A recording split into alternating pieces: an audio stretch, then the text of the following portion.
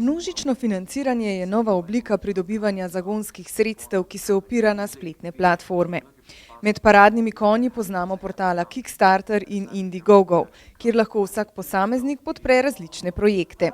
Od marca dalje pa se uveljavlja tudi prva slovenska platforma Adrifund. Za začetek ne povem, da je platforma namenjena vsem kreativnim projektom.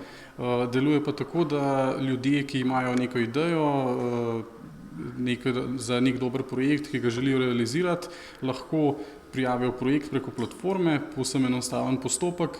Mi potem pregledamo to prijavo in usmerjamo posameznika oziroma ekipo, posameznico pri postopku priprave predstavitve projekta. Ta mora biti, se pravi, vsebovati nek opis, fotografije, video predstavitev in pa glavno opredeliti nagrade, ki jih ponudi podpornikom v zameno za prispevke. Potem pa, ko je kampanja pripravljena, zaživi na platformi in takrat se začne zbiranje sredstev. Najrazličnejši projekti se vsakodnevno potegujejo za sredstva, ki bi jim omogočila nadaljnji razvoj. Množično financiranje je v zadnjih letih postalo zelo priljubljeno, predvsem med mladimi. Ja, res je, da je to v zadnjih letih postaja vedno bolj priljubljena oblika zbiranja sredstev, pa ne samo za podjetnike.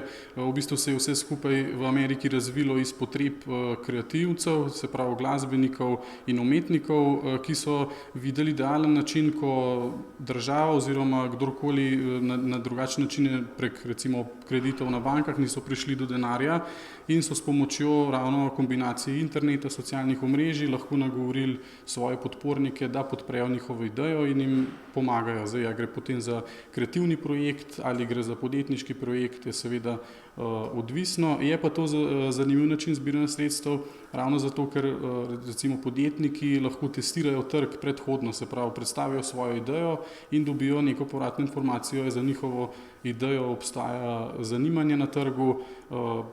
Idealna priložnost je tudi v bistvu za reklamiranje, za promocijo naprej.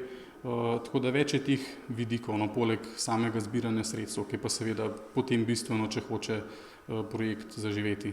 Poleg Mateja je ključne korake uspešnih kampanj predstavil tudi Žiga Berce iz zavoda Mladi podjetnik. Kovačnica pa je s tokratnim predavanjem ponovno odprla vrata za torkove večere. V Kovačnici smo z današnjim dogodkom začeli novo sezono. Plani so veliki, imamo veliko dogodkov. 20. septembra nadaljujemo z mentorskim odnosom. Radi bi poudarili, kako pomemben je mentorski odnos, ne samo v življenju podjetnika, ampak pač za vsakega izmed nas, ki se še ustvarjamo svojo kariero. Poleg tega načrtujemo jezikovno kavarno, da se pobliže spoznamo tudi s kakšnim bolj tujim jezikom. Potem načrtujemo v oktobru, se posvečamo malce bolj programiranju, povezujemo se s Smart Ninjo, evropski projekti. Rada bi pa poudarila, da če koga še kaj prav posebno zanima, mi smo vedno odprti za kakšne predloge in se vedno trudimo organizirati tisto, kar ljudje potrebujejo. Za vse omenjene dogodke predhodna prijava ni obvezna, je pa zaželena, in sicer prek Facebooka ali na spletni strani razvojne agencije.